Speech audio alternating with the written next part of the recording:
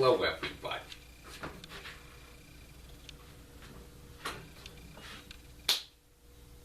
I'm Mo, short for Moses. Some people call me Captain Jack, you know. Captain Jack will get you high tonight. No, I'm not a drug dealer. Although, oh, never mind. I was just going to go into one of my little things about how, well, you know, getting high is something we can do without drugs, actually. Just by believing in ourselves. Because we are miraculous creations of our Creator, and we don't need to get religious or anything about it. Some of us are, and that's very good. Well, that's, hey, First Amendment, baby, cool. Freedom of speech, freedom of religion. Some of us don't. We find that we were brought up with religious traditions that we found not entirely honest. Which is never surprising to find less than perfection, and honesty in particular, perfect honesty, when we're talking about people. And religions are always what people say God is. When God made us, or something made us, and that is what? I mean, we are who we are, not what some other people tell us. And if we feel that God is blank, whatever it is, that is what we should be doing. And it's not just a right, it's a responsibility to believe what your heart, and your heart, and my heart. It's our responsibility to our Maker. We were made somehow, and we were made a certain way. Meaning, we have fundamental beliefs that are important. We have beliefs about things that are important, values, about the difference between right and wrong. And today, I saw a lot of people today. Oh, yes, I'm back in New York. I'm so excited to be back. Really, I'm so excited to be back. Los Angeles, you know, the mind-numbing homogeneity of Los Angeles, in which you go from neighborhood to neighborhood, and the only distinction you see are distinctions in socioeconomic and racial, or part of the world, kind of, that's what you see are the differences. And other than that,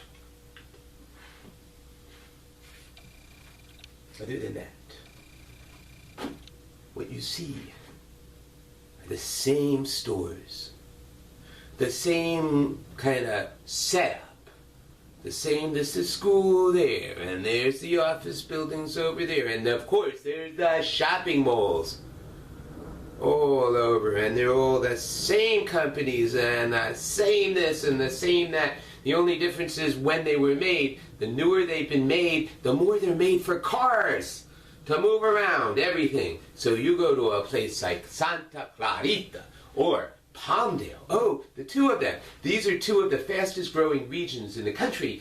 And there are all these people who say they can't stand Los Angeles. So they go and they also can't afford it. They've been pushed out. Santa Clarita is upper middle class. Palmdale is lower middle class. Palmdale's economy is, very scary. The people, I don't want to say the people themselves are scary, but they're in a scary situation. Actually, we all are. And so anyway, I'm so happy to be back in New York, where I feel that there is still a value given to new things, different things, not everything set up by a group of people who say, okay, we have been able to put a Walgreens in every town and we're going to come into your town. And that's what they did. We used to have And the part of, excuse me, I'm going on too much. I've got so much to say. Coming back to New York, I got so much to say. Wow. Especially about a particular host who was very generous. Let me stay with him for 10 days.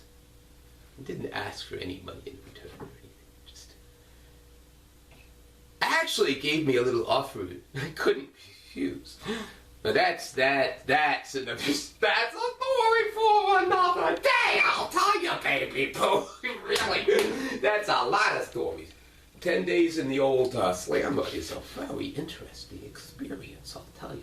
Anyway, especially when you get to know the man. The it man, because the man is part of a larger machine. And that's why we're so scared. Because it's not even people that are running things anymore. It's machines making decisions. And this is the Google revolution. Google revolutionized the idea of decision making. They said, look, math, which can very easily be like mathematical ways of looking at things, is exactly what computers are great at. So let's apply it in all sorts of ways. And, well, I'm sorry, I keep going off on all sorts of downer things, except that, well, wait, today's Thanksgiving. And it's important that we all take a moment to think about what we have to give thanks for.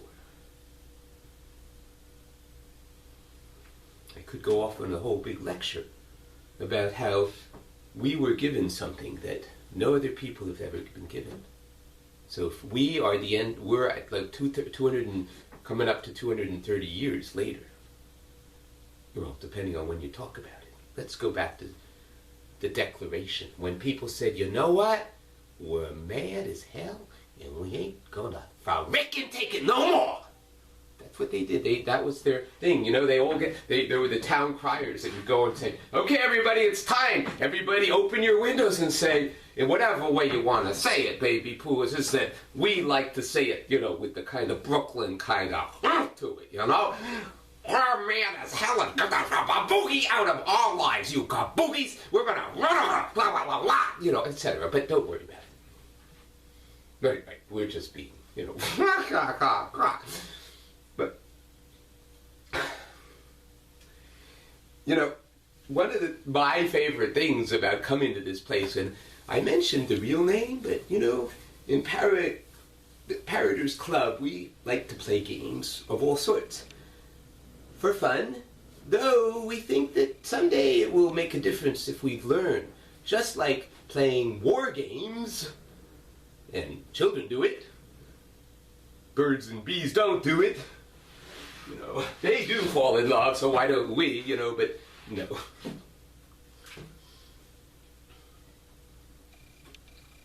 Big Bird. See, Big Bird lives in Creekland. Okay, I'm sorry. I know I'm all over the place. I can be very difficult to understand. You should talk to my family. Oh my gosh. They don't talk to me. Because shh. Thank you for telling me shh, because I needed that. Thanks. Long story short, I'm not going to talk about it. Okay, finished with that subject. The GTD subject, the acro tools and stuff. If you don't know what I'm talking about, don't you worry about it, baby. This is going to break and I'm going to fall. I'm sorry, everybody. I'm so excited to be back in New York and on this Thanksgiving Day. Pretty cold today. A little bit of wind and, it never got up above 39, I believe.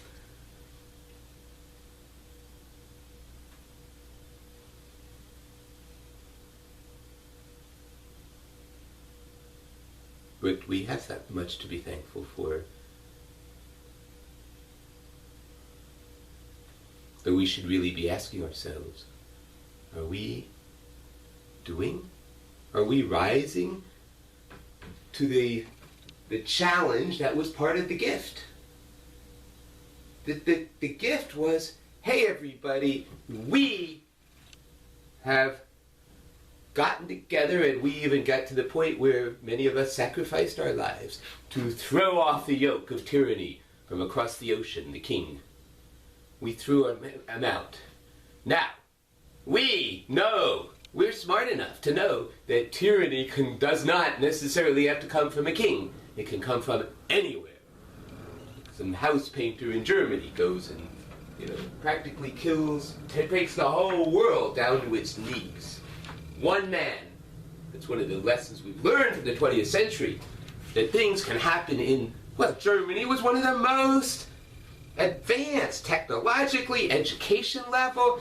People had a good standard of living, although because of the problems of hyperinflation after World War I and then the worldwide depression, things were getting rough. And of course, when things get rough, that's when madmen are actually taken seriously, because people are desperate.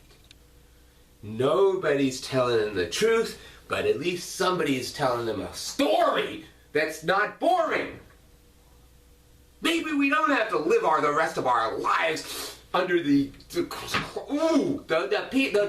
and it's not just the people. That's the thing. And that's what's so important and so helpful to the revolution that is happening now. The paratopian revolution, though other people call it whatever they want. We parroters like to say that, we are in the forefront of the revolution, but we're certainly not alone, and we don't have to even use that particular word unless we really are clear. We're not talking about the Russian Revolution, the Chinese Revolution, which of course turned out, we see it, and the French Revolution. They turned out, it was an opportunity for criminals to get rid of the criminals that were in power and then become the criminals in power. That's all it was. So we don't want that, of course not. We're not talking about a revolution like that. Remember in the Beatles, the White Album, the song Revolution. But if you go carrying pictures of Chairman Mao, you ain't gonna make it with anyone anyhow, And it's true. I mean, Chairman Mao was the 20th century had plenty of monsters, and we should think on any day that we realize, like today, we give thanks for being in a country that has a government that in fact, is by the people who have bought it, for the people who have bought it, and of the people, the servants of the people who have bought it. That's what we have. And the problem is that the rest of us just have sold it so cheaply. We sold our government. And instead of being ashamed of ourselves, as we actually should be, we certainly can't go blaming the government for being run by a bunch of idiots. Because what have we done about it? Are we smart enough to get our own act together to stop listening to idiots? That's the most important thing. Those people running things, and that of course includes media, they are idiots. And for us to worry about who's going to win the next election in old Hollywood East there, Washington, D.C., that's all it is. I just spent a year and a half in Hollywood, the original Hollywood, and I just see it, the whole show. It's just a show to make us afraid of trying to fight City Hall. That's the idea. And that message gets drummed in so many ways. No, you can't. Don't do it. You're going to get in trouble. Keep your head down and hope that your pension fund won't evaporate overnight during a period of hyperinflation, which we don't have to worry about hyperinflation, right? Because our government is run by truly thoughtful, intelligent, scientifically minded, economically sound thought process people who don't allow themselves to get influenced by the millionaires and billionaire individuals and the trillionaire corporations or sets of corporations that all get together and say, yes, why should we pay taxes? We are people too, but only little people pay taxes, not big people, and not especially the real big people.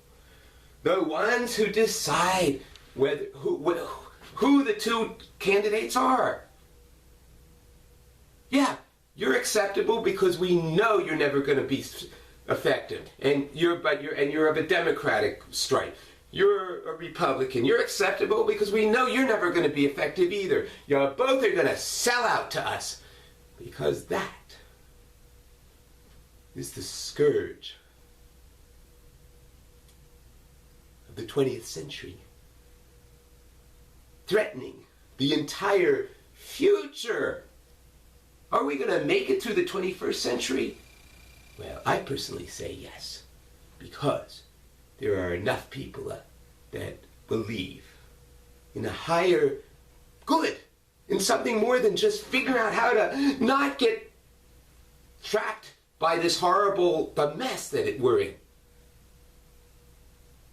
And there are many of us, and there are many of us who have never thought about using a word like revolution.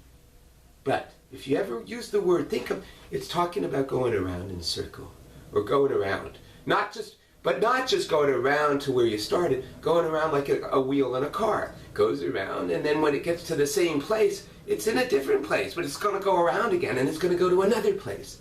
And that's life. And we could be doing that. We could just be living, we could figure it out. We don't have to accept what the people who are conditioning us. And literally, that's what's happening. That's what advertising is. The more times you hear something, the more times the effect it happens. So when Karl Rove and his buddies started a whisper campaign in South Carolina to say that John McCain had an illegitimate black child, it didn't make any difference that it was completely false. Because by all that had to happen was enough people had to hear it, and it had to go through the whole media cycle. Oh, yes, John McCain has an illegitimate black child. And oh no, it turns out it's not true. But by that time, it doesn't matter. Damage is done. And I want you to think about one thing that's right now. How many people do you know who refer to something that is fairly aptly named for what it was trying to do? And think about it. The Affordable Health Care Act.